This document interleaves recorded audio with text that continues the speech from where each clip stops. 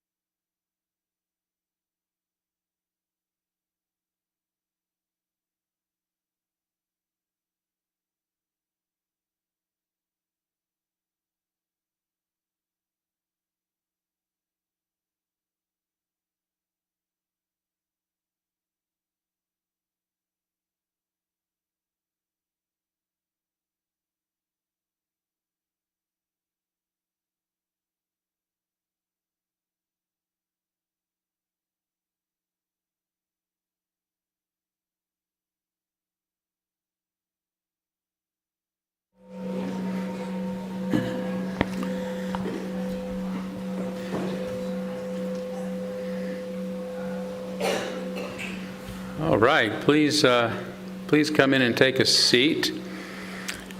Hey, Shelley, is it easy enough to show full screen on of our folks on Zoom here? I'd love to see who's with us this morning. It's probably in speaker view right now or something.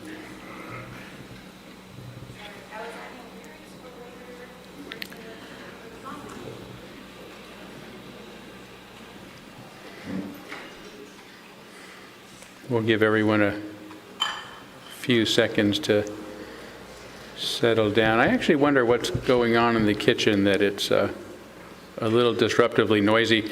If they need to work, they can slide down the sliders. Alan can do that. But that's fine, Alan. You stopped what you're doing. There, thank you. Yeah. There they are. All right, great to see everybody on Zoom with us this morning too. There's so many of you that it's like looking at ants, but you're an attractive colony at that. So we can walk up and look at it when we need to. But great to have everyone here. We're gonna do some listening this morning, and then a chance for some questions and comments in a little bit later. I do want to ask before we start, if, silence your cell phones, that would be great. But if you would also open them up And if your Wi-Fi is on, if you would turn the Wi-Fi off, that would be great, because it interferes with the signal and hampers our friends on Zoom just a little bit. If you're on Zoom, you can keep your Wi-Fi on. Thank you for that adjustment. And I also want to welcome everybody who's here for this really what is a historic event in many ways. What a wonderful day we had together yesterday.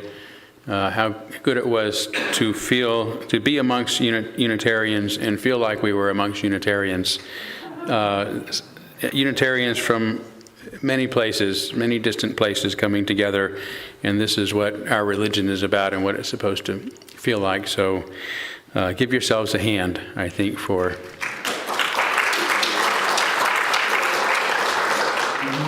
I also want to welcome our guest who may be here today, especially this morning to hear our keynote speaker.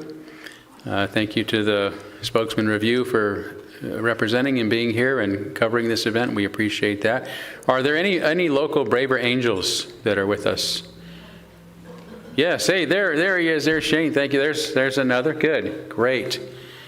Well, I think everybody is excited to be here because you've all read a bit about our speaker, John Wood Jr. I'm going to do a little bit of his formal bio anyway, because there may be some who aren't familiar with it, and I think it's great since this is being recorded. I guess we have your permission to record this. Yes. Great. Thank you. And you know, so for the future's sake, people can look back and say, "Oh, wow, what an impressive man." By the way, John, people have been saying ever since you agreed to come, "How did you get him?" Score! You really scored. You know, I feel the same way, and I'll say why in just a minute. But formally, John is, as you know, is a leading figure of the American depolarization movement. If you even knew there was such a movement, how relieved we are to find out, right? He's a national ambassador for Braver Angels, the United States' largest grassroots bipartisan organization dedicated to political depolarization. Hands please for Braver Angels. As such, he is a nationally recognized public speaker on the subjects of political and racial reconciliation. He's spoken across America to a wide range of the nation's most respected think tanks, universities, corporations, philanthropic organizations, and political associations, including the Aspen Institute, the Manhattan Institute, CPAC 2019, Global Philanthropy Forum, the Philanthropy Roundtable, Upswell, Target, General Mills, Lucasfilms. Did you say hi to Darth Vader? Thank you. And on we can go about that. Prior to his work with Braver Angels, he was the state of California's youngest active nominee for Congress in the 2014 election cycle, challenging Maxine Waters in California's 43rd district. His unifying campaign was covered by outlets including the National Review and the Larry Elder Show. After the election, Wood was elected as second vice chairman of the Republican Party of Los Angeles, the largest Republican county party in the country.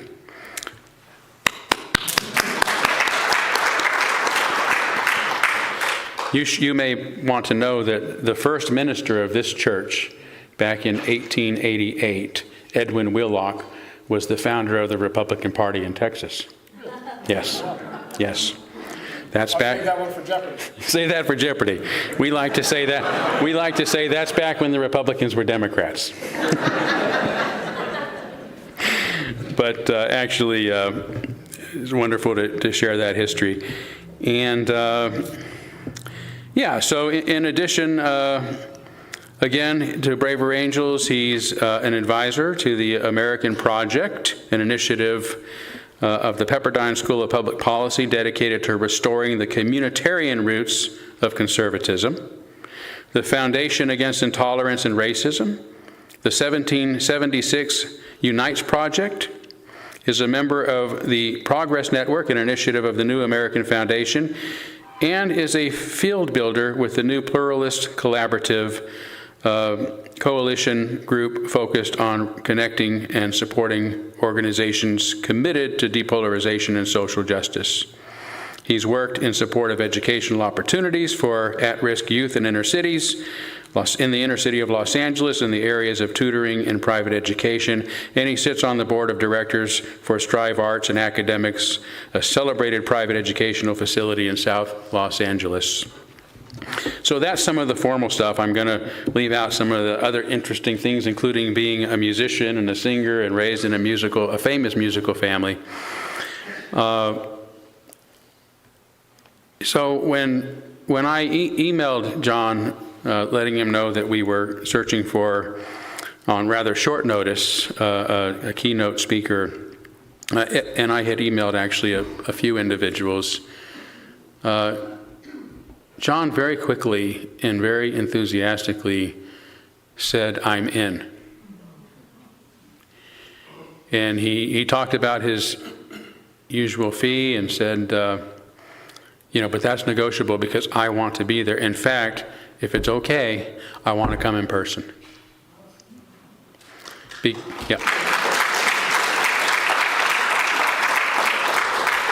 Because this is precisely the kind of group that I want to talk to. A way of combining his spiritual life, his spiritual longings and spiritual interest with those deeper questions of the challenges that we face as a society, both the polarization and continuing, I should say, inequalities in our country, including racial inequality. And that this is the place that he wants to be able to talk about that in a way that's honest, and yet, in his words, honors the liberal principles our country was founded upon. Those progressive values that most of us in this room, if not all of us, are committed to. And I really thought, how difficult it's been. We've had some examples. Joyce has helped us through some alternative ways of thinking about anti-racial or racial justice, I should say. And UMIAC, you use for Multiracial Action Committee, is also approaching it in a more harmonious, depolarized way. But because our own association, our former association, has referred to us as racist every time we disagreed with a particular approach, I think we've become challenged in even addressing the issue. We don't know how to address it anymore without fear of being called the very opposite of what we are. And racist, and to have somebody so enthusiastic about being here to help us through this is very special. It shows, I think, the passion and commitment that John has for the work, the good work, the great work that he's doing in our world. And in the couple of hours we've been able to visit with each other over a sandwich and a beer.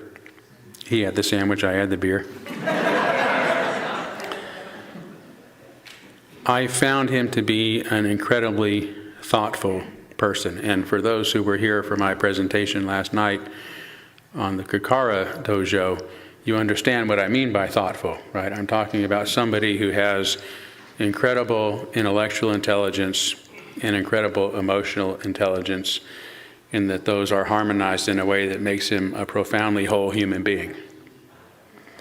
And so I am extremely honored and grateful to be able to present to you our historic first ever NAUA keynote speaker, Mr. John Wood, Jr.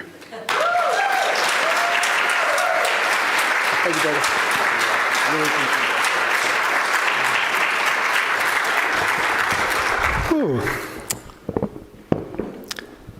Well, ladies and gentlemen, I am as happy to see all of you as I take it some of you are to see me. And I do have to say that as grateful as I am for Todd's incredibly generous introduction, I fear that the bar has been raised to heights that I cannot possibly clear. So that's always the risk when people like you. And goodness gracious, Todd was reading through the introduction. He got about halfway, and I was like, I don't even remember about a third of those things, I think. And so, I hope folks don't feel too inundated right off the bat. But I do have to say that I'm deeply warmed by the invitation and the spirit of hospitality that I've been presented with here. And so thank you very kindly for that. And that may be an appropriate place to make an observation. We live in a moment in American society of intense and fiery passions, conviction applied to social and political causes to rescue America from the demons that are our partisan enemies, tends to be the theme and spirit with which we approach the politics of the moment in a democracy that really functions best when it's grounded upon a culture of understanding, patience, and a willingness to reason together across our divides. But in a climate of hostility such as we experience today, it is easy for Americans of all colors and all stripes politically to feel themselves disenchanted, isolated, alienated, because we have entered an era of American life where somehow or other differences in a democracy add up to zero-sum conflicts between our very identities and maybe even our very existence. And this is a posture that cannot be sustained in a constitutional republic that may yet have a chance of withstanding the test of time. And so, as I was talking with one of you about before I came up here, I look at the work of Braver Angels, the work of many organizations dedicated to reviving trust in our social full enterprise, the North American Unitarian Association, as being dedicated to the cause of reviving our memory and our commitment to the fundamentals of democracy, the fundamentals of civic society, and maybe even within that, the fundamentals of human relationships. How it is we must be inclined to treat each other and look at one another and feel towards one another in order to create the space for us to reasonably and charitably confront the most difficult problems that face us while still maintaining the relationships that undergird the stability of society and the potential for human progress. So I'm very pleased, of course, that within this group, we have some of my spiritual kinfolk at Braver Angels, so to speak, civic spiritual kinfolk at Braver Angels here in the crowd. I saw a couple of y'all here. I think my friend in the hat here, and I saw somebody else over in the corner. Hi there. One of the reasons I was eager to accept this invitation is because Unitarians have been a tremendous part of Braver Angels community since the very beginning. And yet I think this is my first time ever speaking to an organized body of Unitarians, and I hope that it's not the last, whether it is this particular body or others, whatever differences may currently exist within members of this larger church. But it does make it appropriate for me, I think, to say a little bit more about Braver Angels, about what Braver Angels is and our mission and approach to divisions in society. So I'll take just a brief moment to do that here. Braver Angels, for which I'm National Ambassador, is America's largest grassroots bipartisan organization, as Todd mentioned, committed to bridging the partisan divide, depolarizing our politics. But I really like to deepen that by saying that what we're really about is reviving the communal fabric of American democracy. We started in the aftermath of the 2016 election with a single workshop that we would use to bring together small folks from the right and from the left, reds and blues, as we say in-house, not to argue or debate politics, principally speaking, at least not at first, but to speak from the vantage point of their own personal experience in terms of why they see politics the way that they do. Basically, it was marriage counseling for the relationship between Republicans and Democrats, which, probably feels appropriate. And from that humble starting point, we have become an organization with about going on 14,000 members across the country, evenly bipartisan in our leadership and our sources of philanthropic support with programs in Congress, state and local government, college campuses across America, even some high schools, digital media content, podcasts and articles and videos, an arts community that includes singers and songwriters and performers that use their craft as a means of more deeply creating cultural connection across the divide. But again, fundamentally, we are grassroots at Braver Angels with about upwards of 100 or so local bipartisan alliances, local chapters, but we call them alliances, polka dotted across America, including one in Seattle, and there may be others in the state of Washington as well. And I encourage folks to look into both Braver Angels locally and in the state and nationally for anybody who is inclined to join us in our efforts and to deepen what has been from the very start an inspired relationship that exists between the Unitarian community at large and the civic community of Braver Angels. But having said that, and having framed some of the strange of the moment in the context of the alienation that has become pervasive within the American family, and as we sadly note within the Unitarian family, I do want to say a little bit to frame my own sort of personal entryway into this larger cause. Todd had mentioned a little bit about my political background. It's true that I was a Republican nominee for Congress way back, 2014 or so, 10 years ago.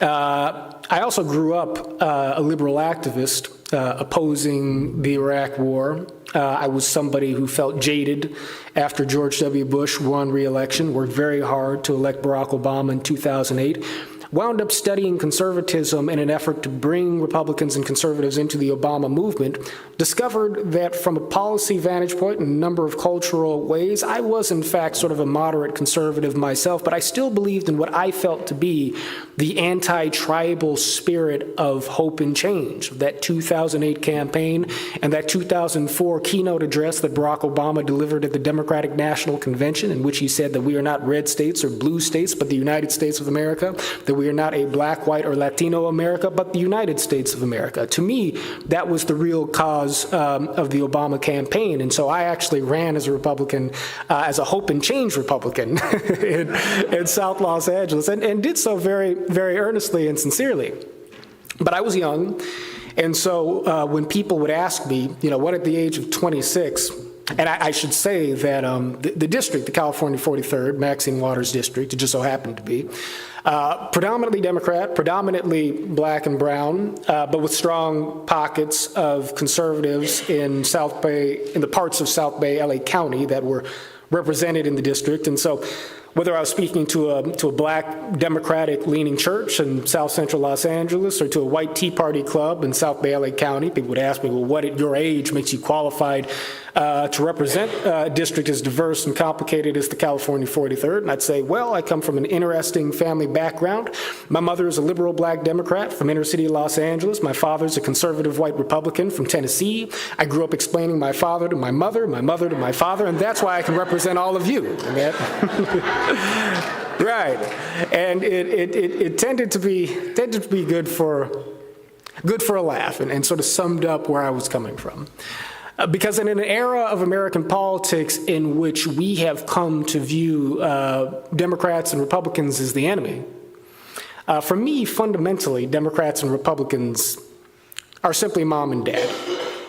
And so, I have lived a life at the middle of various intersections that has made it incumbent upon me to try and see the humanity in very different groups of people, if only to be able to see the humanity in myself. And so that is a little bit of my story. Now, to try and bring it bring it down to this place a little bit. There is a fascinating history to the Unitarian Church that I am just starting to become mindful of. And I was reading a little bit of Todd's work that I guess got him into trouble in the first place. And it's remarkable to read the story of a church that has traveled the ages in a spirit of commitment to a humanism rooted in an appreciation of, in the very origins of the Christian tradition, a rootedness in an appreciation of the humanity of Christ that sets a full-bodied example for the way in which reason must spring from a place of understanding and compassion in the way we actually pursue the art of discussion in a modern and contemporary society. That's a fascinating way of engaging the world, because there is a way in which the values of our society have evolved in certain quarters so as to value intelligence of intellect without a corresponding commitment to the realizing of human dignity and the emotional connections we share with one another. Martin Luther King Jr., who I want to speak about at some length today, said that we are all heirs to a legacy of human dignity.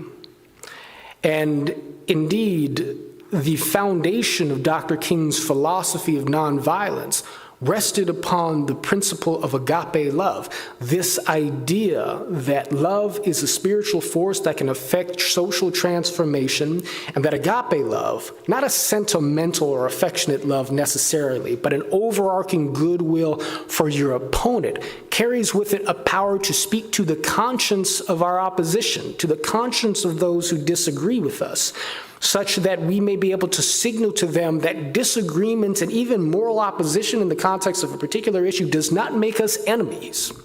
That we do not seek the truth, we do not seek to defeat our opponents politically because we seek to defeat them indeed, but rather we seek to win a society that is allied to truth and love for the sake of our enemies as well as ourselves, as well as our friends.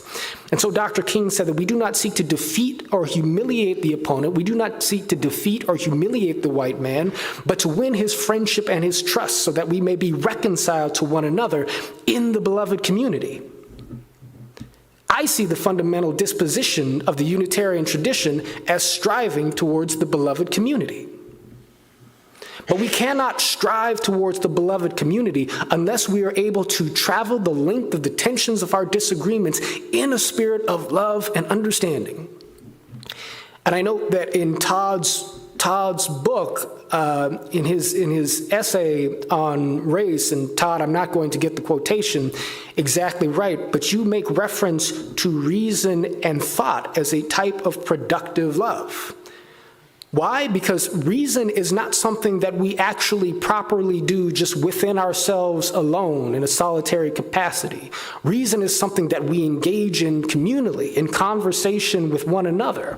But in order to reason, we have to be willing to do more than talk. We have to be willing to listen. And you cannot listen effectively to people unless you are willing to genuinely hear them in a spirit of understanding, in a spirit that says that even though they might be wrong, I myself as an individual am almost certainly wrong in any number of things, and that therefore is humility that recognizes the fallibility of humanity, but our collective capacity to aspire towards truth and a more perfect way of being in the world requires me to acknowledge your dignity by hearing what you have to say. Not because we are...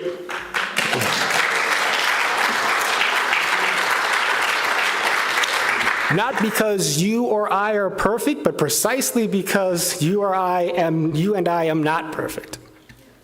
But together we can be more perfect if we listen to each other. Now, these are, I think, principles and pieces of wisdom that are inherent in the Unitarian tradition that I see as echoing in the work of Brave Angels and indeed in the substance of the nonviolent philosophy of Martin Luther King Jr. But of course, the challenge that faces all principles in general is that they do have to make contact with the substance of social and political and human problems in their particulars. And race is an area of American life and American history that we know is broadly tragic in so many respects and has many particular realities that have to be wrestled with. We don't have time here for a comprehensive disquisition on the subject, but I do want to talk a little bit about what I know about African American history and the African American experience in this country as a way of offering some perspective as to how collectively we might all engage in discourse on matters of race.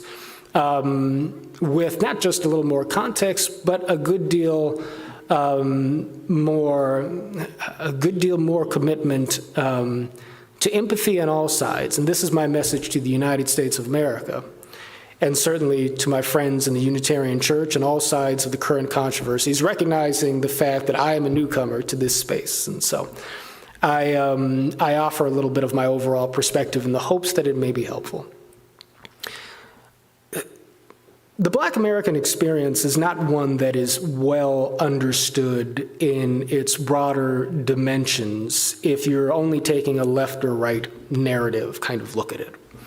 We've seen the 1619 Project versus 1776 narrative play out where the fundamental questions are, well, is America a white supremacist nation that is systemically racist, or is it a country in which you, by virtue of your merit and your dedication, can achieve the American dream no matter the color of your skin? And like with most complicated things, the truth is yes, no, neither, and both. But I tell the story in this way, to start in broad historical terms, of course. I mean, we, of course, know that, slavery arrived on American shores in the context of what used to be called Negro slavery in 1619, and hence the 1619 Project, when a small group of slaves were brought into the very beginnings of colonial America. And we know that that story progresses into the founding of the United States of America, in which slavery remains, the Civil War, in which the Emancipation Proclamation was declared, slavery eventually abolished, the 13th, 14th, and 15th Amendments passed and affirmed, and yet freed African Americans were generally released into a period of not just poverty, not just lack of education, but actual terrorism from members of the Ku Klux Klan and defeated and demoralized and outraged and deeply traumatized people in the postbellum South. This history continues into the 20th century, where things like redlining and segregation and the labor force constricts the opportunities of African Americans, and yet thriving African American communities and families do emerge across different parts of the United States.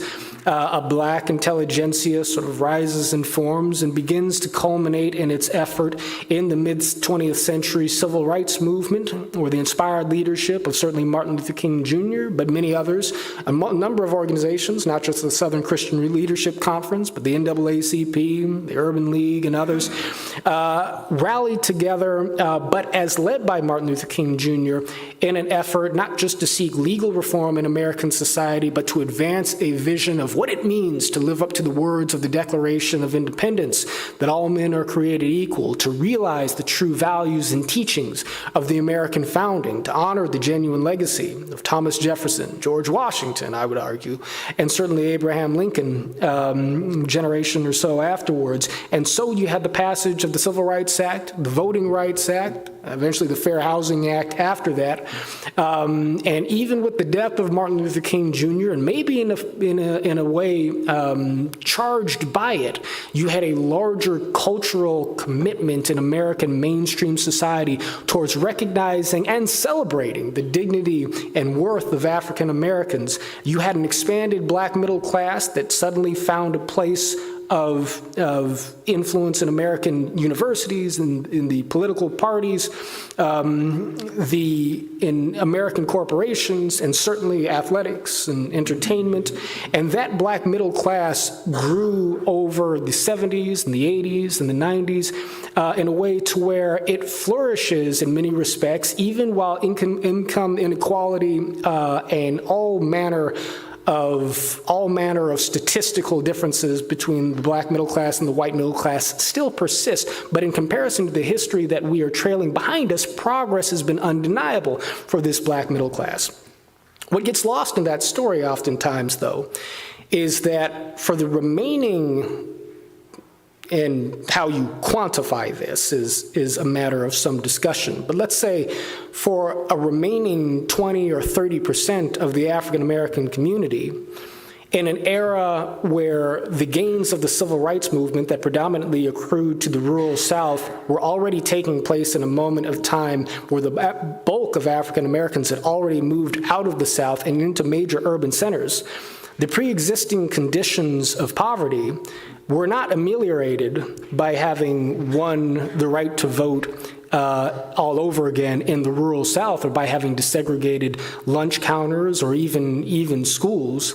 But that pre-existing condition of poverty, demoralized even further by the death of prominent African American leaders, found itself more impacted by the advent of crack cocaine and heroin into American inner cities, by the departure of manufacturing jobs overseas, and the economic dislocation of African Americans in the agricultural and the service sectors having to do with changes in immigration policy and demographic shifts that took place in historically black communities.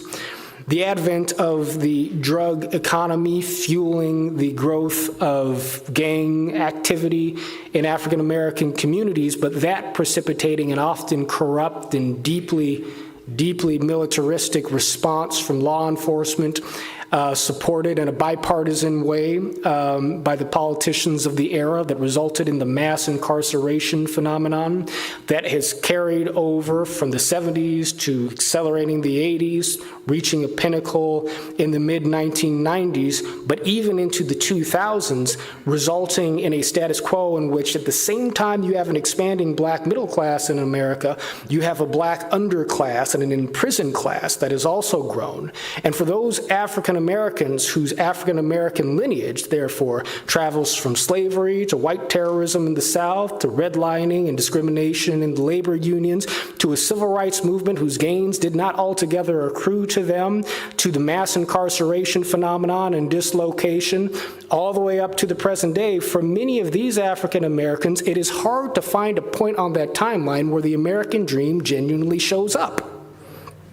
And so this is a larger sense of the arc to that story, which explains a little bit about where people, in their emotional commitment to social justice, are oftentimes, if we're being charitable in our interpretation of that passion, it gives a sense of what people are feeling, even if they don't know all the details of that history, when they feel like they need to throw caution to the wind and burn bridges and relationships with the people who used to matter most to them in order to advocate for what they feel to be a historic cause of justice.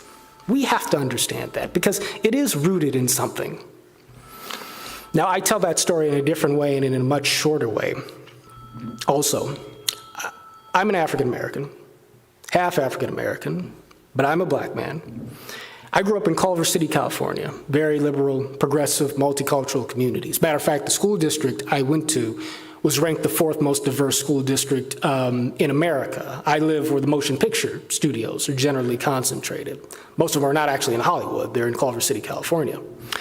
And I tell people, I grew up in King's Promised Land in a very real way. I grew up, again, in a biracial, multicultural family and community. It's not just black and white. I've got cousins who are Brazilian, Belizean, and Mexican, et cetera. And if anything, I felt like I was sort of celebrated for the color of my skin. It seemed to symbolize something to people about sort of where America had come to. But I tell people about my memory of the riots in 1992, in the aftermath of the Rodney King beatings, the Los Angeles riots, which set so much of Los Angeles, and particularly black Los Angeles, ablaze in the aftermath of that tragic incident. And I tell people that, for me, that is a vague memory of the shadow of tension in my mind. I can remember my father pacing about, being worried. I can remember seeing disturbing things on the news. I remember my mother drove to work one day, and she came back, and my father seemed afraid, and I didn't altogether understand why. And he told me years later, he said, where she worked was near enough to the violence to where I was afraid that I might never see her again. And I said to myself, damn it, why did I let her go? But she came back just like she always did, and everything was fine. 15 minutes and 15 miles away, however, in the Jordan Downs project in Watts, the woman who would eventually become my wife was living in an American war zone, having to lie on the floor in case bullets should pass through the window, smelling the smoke from fires burning, hearing the howling screams of sirens passing back and forth, people shouting and screaming outside for 3 days. And in a life growing up in that neighborhood, what for a long time was the most violent neighborhood in the state of California. My wife, over the course of her years growing up, saw more violence and perhaps more death that some people see serving in Iraq and Afghanistan. Her American story and her memory of it began in an American war zone, in the most prosperous city, in the most prosperous state, in the most prosperous country in the world. We are both black people, but products of different streams of the black lineage, of this black history that I've laid out. And so the complexity of the black experience in America has to be seen in that way, as well as the complexity and sometimes sort of partial understanding reflected in the way many white people respond to that history. Because there are pieces of it which most black people don't know and most white people don't know, because we don't have a culture that allows us to talk about these things reasonably and comprehensively, because we must partition parts of the truth so that they may be the property of polarizing political narratives. And that's what we have to get beyond. So I understand when people are of a mind to say that we can't waste time on reasoned discussion when the priority of representation is something, inequity, are things that we must stand behind in order to break the hold of white supremacy on society. But it is still a reductive narrative, which would be okay if we had a culture in which we were willing to listen to different points of view. The need to be able to run institutions and organizations in a way that allows people to prioritize the standards and the principles and the virtues that go in to animating, whether it is a ministry, whether it is a corporation, whether it is an organ of government, that prioritizes people's values and their ability to serve in a given position, irrespective of the color of their skin, is a liberal value worth defending. But it should come with a concomitant societal dedication to making sure that the most disadvantaged among us have access to the resources, to the education, to the community institutions, to the social networks that allow them to develop within themselves the capacities to do what we all know that all Americans of all colors are capable of doing, which is to live up to their God-given potential to succeed in their own merits and in their own rights.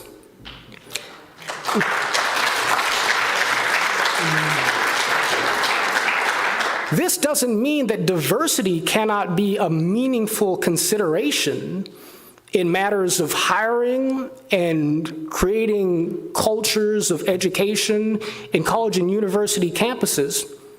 But if we believe that, let's make the proactive argument for that.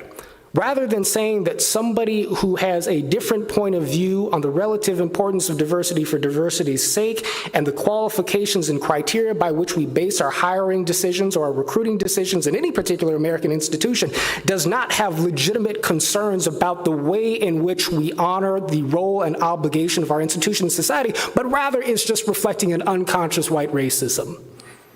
That is not likely to be true.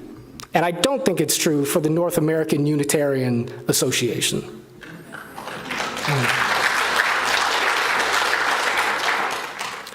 I think that you, like all of us, are wrestling with deeply complicated sociological realities set against the backdrop of a deeply fraught and challenging American history in an age where our leading political interests are robbing us of the ability to wrestle with complexity in good faith across the divide. And many of you feel like you've been alienated and ostracized because you are trying to stay loyal to your principles while still recognizing the humanity of others in that context. And I want to tell you, your moral courage and strength is not in vain, because there are people across America, left and right, black and white, who feel exactly the way you do, even if they don't necessarily share all of your religious beliefs and all of your politics. Together, we can make the space for a consciousness to emerge in this society that allows us to wrestle with complexity together, that allows us to reason together as iron sharpens iron, and that allows us to strive towards the beloved community and the promised land that Dr. King foresaw in a spirit of goodwill and agape love. And with that, I thank you all for bringing me here today, and I'm happy to take a question or two. Thank you very much.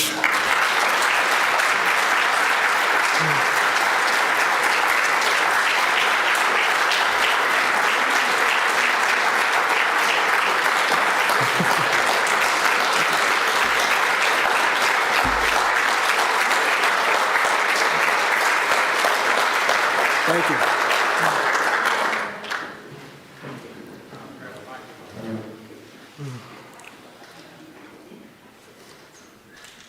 And I don't know how the question asking is going to work. I presume people will raise their hand and somebody will, maybe Todd will.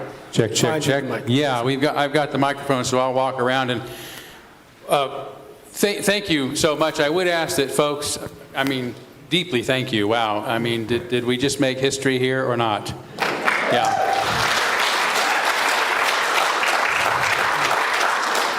We have just a few minutes left. We can go over just a bit, but I want to make sure that, or ask you to try to keep your comments, your personal comments, confined to just a sentence or two, and to try to ask some legitimate questions so that John has a chance to respond and we can get to as many folks as possible. And I have Terry right here, and then we'll go from there. Well, thank you, John. This is the North American Unitarian Association, and there's a number of us Canadians here in the audience. And I just wanted to tell you that there's a saying that when America sneezes, Canada catches a cold. and we are catching lots of colds, and we're developing our own. But I've noticed. And we don't have the population issues amongst black and white, but we certainly have the major issues of poverty and lack of education with our First Nations. Right. And we also experience that in that same sense that you can't talk about these things and you can't reason about them.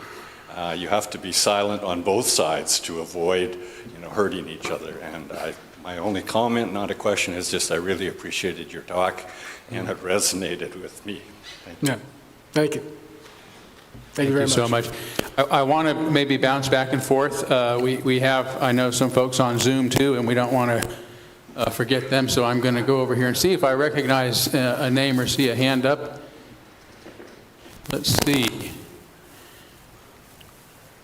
We've got, it looks like 75 folks on right now. I don't see any hands raised. Is there anybody on Zoom who has a question? Maybe go to the home page. That's usually where the top of the... There we go. Okay, Julie. Todd, Yeah. there are two hands up on Zoom, one from Julie and one from Robin Edgar. Okay, well, I didn't know if you wanted to respond to one of our many Canadians, and then we'll go to Julie. Well, the only thing I would say is that, you're absolutely right. This is not the fundamental breakdown in our culture of relationship and reason is not strictly an American phenomenon. It is a reality that is overtaking not just Canada, but I think the West, broadly speaking. And so, there is an international coalition, I think, to be built, and that I think is rising in support of some of our traditional liberal values and some of our higher moral traditions as a response to this decline. But we have to find each other. And so the fact that you're here, that this is a North American coalition, is a promising omen in that direction, I believe. So thank you. Thank you. And then we'll have Julie on Zoom, and then we'll come back to the room. And Julie, what is your question for John? Oh, you might unmute your, see, I don't know. I've never seen that Zoom setting. Yeah. Julie, if you can unmute yourself.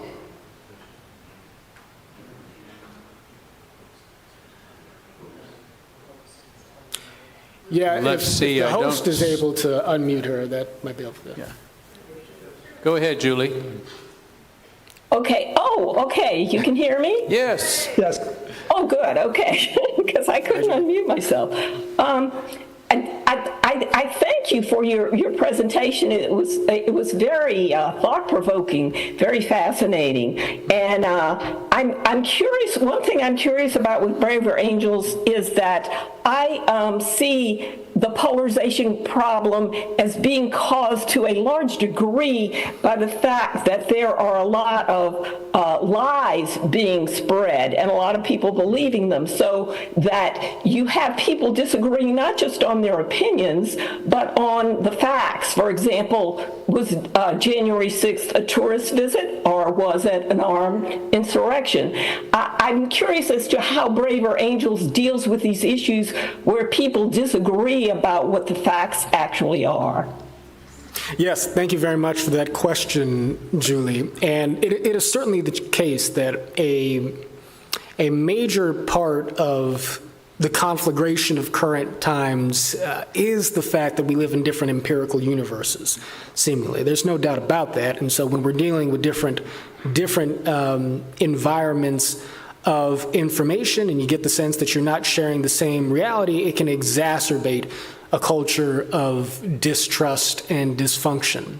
But the philosophical position that I take and that Braver Angels takes is that our present divides, as much as they are exacerbated by the spread of disinformation, are not fundamentally a consequence of disinformation so much as they are a consequence of the erosion of trust between the American people and each other, and also between the American people and their institutions. And so what needs to be recognized, I think, is the fact that what allows us to exist in differing universes of information beyond the proliferation of media outlets and social media and so forth, and the structures in which that such disinformation proliferates, is the fact that we trust different authorities. You've got many people in American society who do not trust the mainstream media, who do not trust, generally speaking, the federal government or the public health establishment. Of course, you've got many other people who don't trust the Republican Party, who don't trust Republican leaders in Congress and when they're in the White House, and don't trust a lot of culture makers in the churches and so forth. And so what that means is that in the absence of trust, it really doesn't matter whether or not CNN is telling you a fact or fiction if you don't believe them because they are CNN in the first place. And it really doesn't matter if CNN has, just for example, has the right information on a given subject if they precede the delivery of true facts with language or framings of issues that seem explicitly or implicitly to villainize half of the country they presumably are talking to. And again, all this goes for Fox News as well and any other outlet you can name. The fundamental point is that social trust is prerequisite to an environment in which facts and empirical truth can actually spread and be accepted in the first place, which is why our, I would say, Unitarian conception of reason is something that must rest along the foundation of understanding is one that is fundamental for the country to remember in the first place. Great response. Actually, I saw Helen with her hand up first, or? I answered my own question. Oh, you answered your own, and then I saw Frank, and then we're going to go back to Zoom, and then we'll come back here, and I think I saw Shane, and then Dick. So, Frank? Thanks, John. That was really interesting, very interesting fact. I recently read something, the author of which I'm not going to remember, the details of which I'm not going to remember, but the gist was that Braver Angels is experiencing something akin to what Unitarian Universalism has just gone through. Could you address to that? Can anybody hear me? Did you hear me, John? Yes. Well, I'm not sure that. So I mean, my understanding, of course, is that Unitarian Universalists are experiencing something of a schism, which is deep and difficult.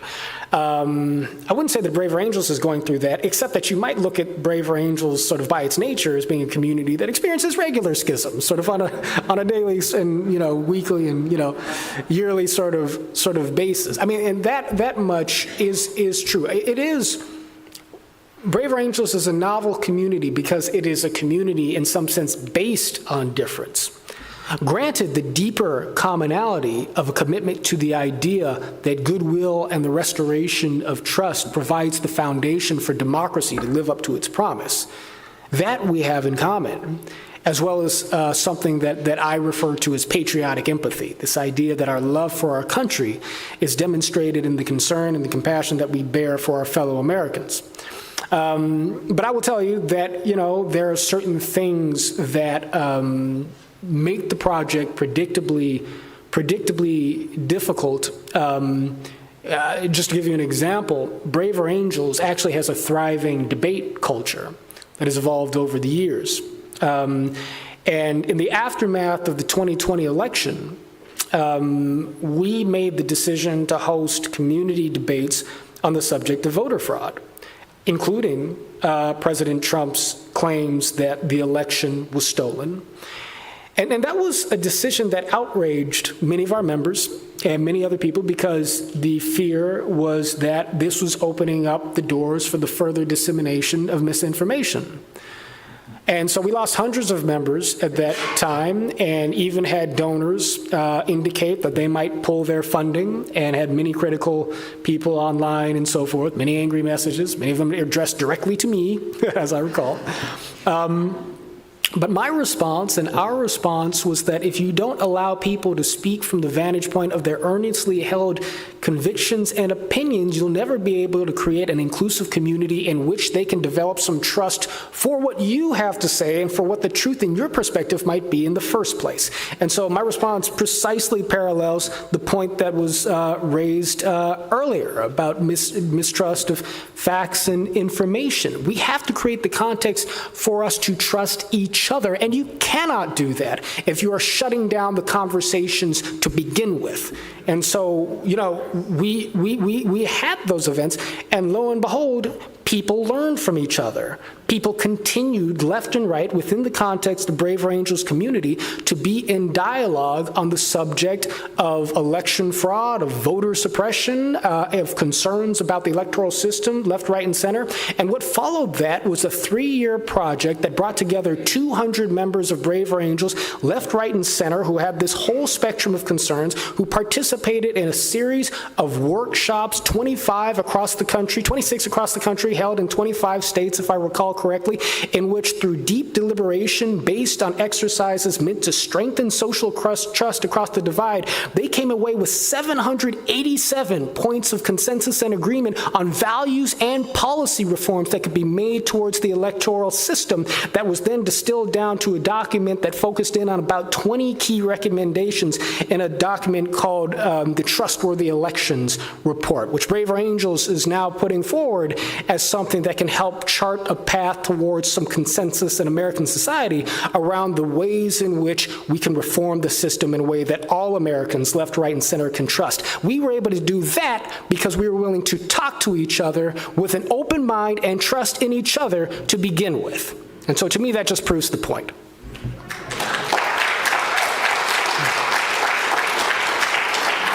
So I think we're going to do just 2 more. I know there's a lot of hands up, but we've already run out of time. And my gosh, every time John concludes a comment, it almost should be the conclusion of his speech because it's just so brilliant.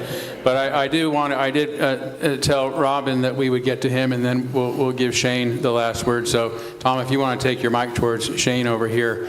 We'll go with Robin and then Shane, and then we'll let John make his concluding remark in response to Shane. So, Robin, go ahead. Robin Edgar. Do you mean me? Yes. Robin, yes. Thank you very much. I wasn't sure because I think there's another Robin out there in the real life audience. This was a very interesting presentation, and I heard John speak about a American war zone that his wife lived through. And as a Canadian, as an outsider looking south, going back even more than a decade, I saw and still see what I call a civil war of words. And I think, there is the possibility of a shooting war, an actual civil war in the USA between left and right, Republicans and Democrats, and so on and so forth.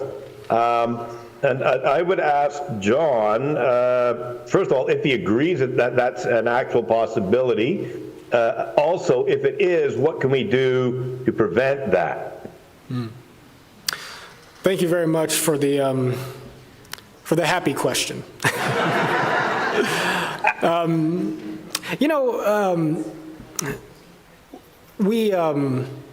One little nuance of American history that is lost to the recollection of most of us is the fact that what the issue that really sparked the Civil War, if we're going to be precise about it, was not really so much the question of whether or not to abolish slavery, but whether or not to restrict the continuing expansion of slavery.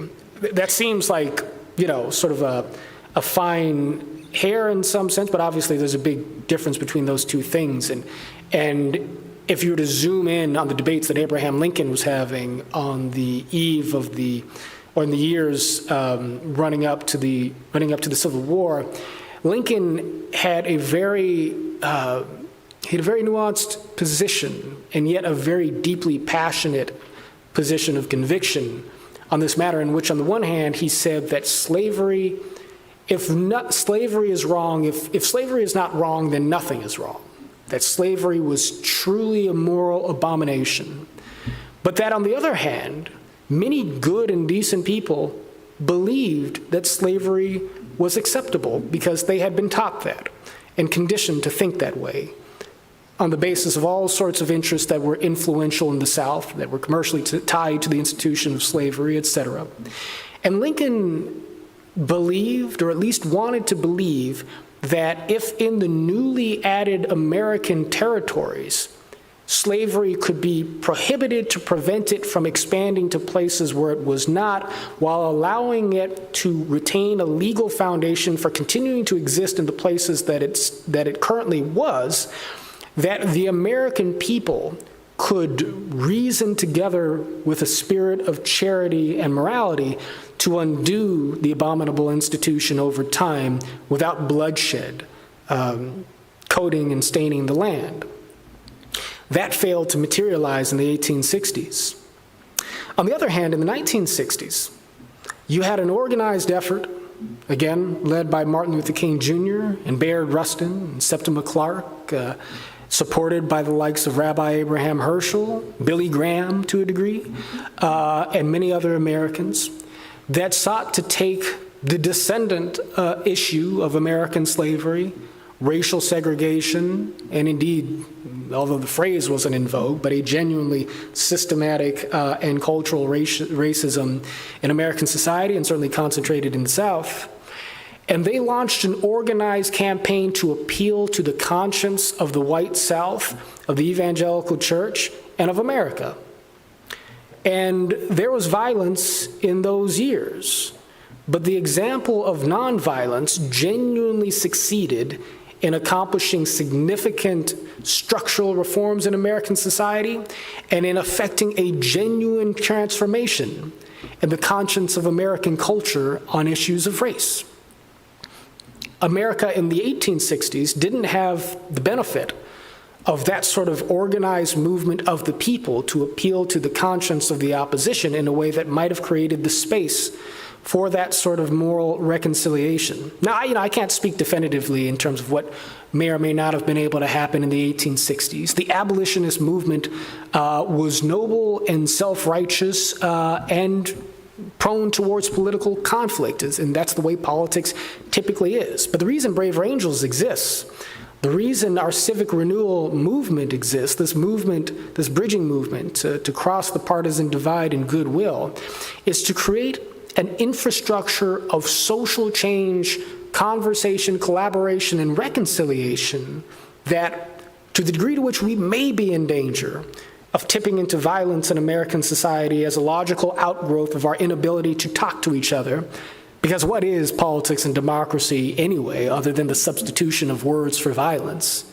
that we may be able to create social and cultural momentum towards goodwill in a way that averts the looming potential of violence in American society. We are testing ourselves to see if by the power of agape love and goodwill, we cannot set America on a course that resembles more of the course of the nonviolent movement than it does that of the Civil War. And I pray to God that we succeed.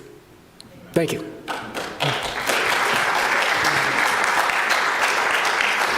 All right, Shane, please go ahead. Thanks so much for being here. At the beginning of your talk, you described yourself as a hope and change Republican, or at least you were at the time. Yeah. And I remember you once, I think this is maybe even more provocative, you once called yourself a social justice conservative. And I wonder if you could explain what you mean by that, because I think that's going to sound oxymoronical in a lot of people's ears. But I like the phrase. Yeah, well, I appreciate that. Actually, I think I've explained most of what I mean by that in the scope of my talk here today. I believe that American society has made dramatic progress in the direction of living up to the principles of the Declaration of Independence and achieving a society that has genuine material opportunity, but also social inclusion available to people of all races. And all good faith creeds. And yet, there are still inequalities and injustices in American society, which shows that there is work yet to be done. There is still the reality that for so much of American society, we have not, whether it be along racial lines or political lines, fully lived up to the ethos implicit in Dr. King's vision, Dr. King's language, and in what I believe to be the spirit of the America that Abraham Lincoln and Thomas Jefferson believed in. But I think that the way towards that greater outcome of true social justice has to involve conserving a commitment to true American values. And that includes a commitment to liberty, a commitment to justice, a commitment to freedom of thought, freedom of discussion, freedom of speech, and again, a deeper commitment to understanding and agape love, the principle that you love your neighbor as you love yourself and that you love your enemies. Should be easy enough to do in politics, right? But we have to, but they're things that in the present day, in the rush towards judgmentalism, in the rush towards tribalism, in the rush towards ideological warfare, have to be conserved, right? And this is why you have so many, I think, erstwhile political liberals today who find themselves in the sort of rhetorically paradoxical position of saying, I am a liberal because I'm having to conserve liberalism, which also makes me a conservative. And so, but it's, let's not get bogged down in the language. Labels are necessary but imperfect tools for being able to communicate what we want to say. There are things that are good in American values and in American traditions that we need to hold on to today, even as we strive on a path forward towards a greater realization of freedom, justice, and equality in American life. And so you can't have true social justice without conserving the traditions that would make social justice possible. That's what makes me a social justice conservative.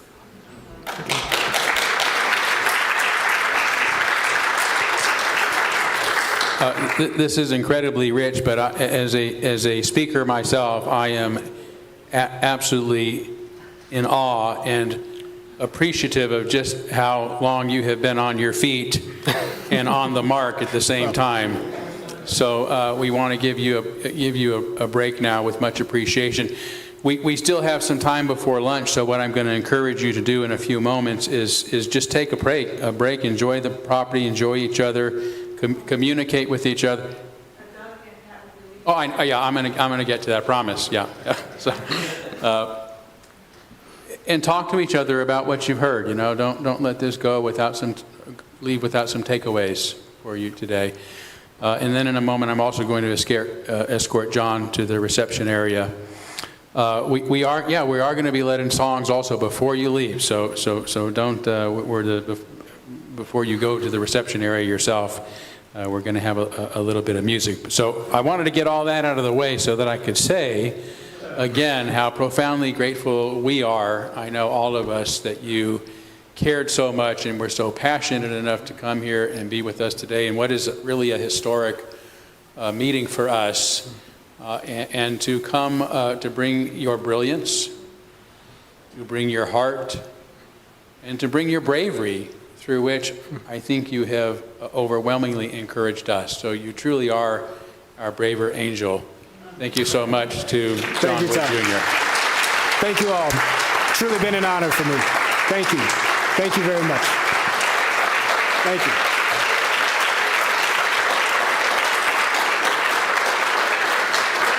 Thank you. Thank you kindly.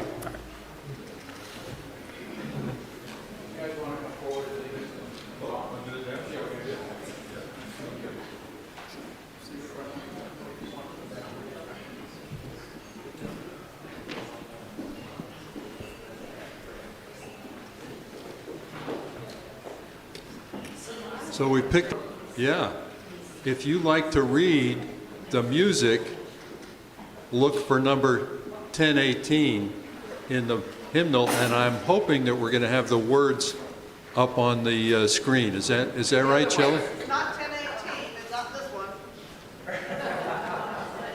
Do you want 1018 first? Yeah, we're going to do 1018 first. Then we'll finish with Oh, wait a minute. Okay, you got the other mic on. Okay. All right, we'll use this mic. She's got it? Yeah, 1018. All right, Pat's going to play it through.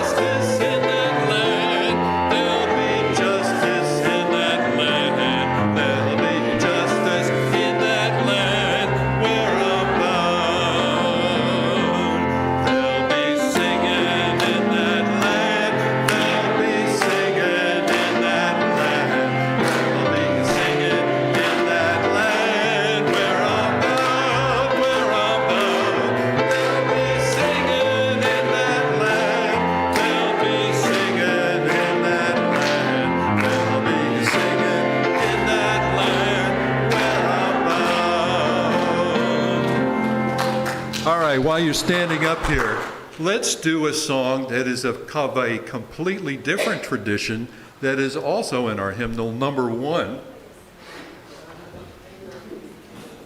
which we always called Prayer for This House, but it's May Nothing Evil Cross This Door. Now, this is from the European tradition of harmony, so if you're a harmony singer, sing the harmony. Okay.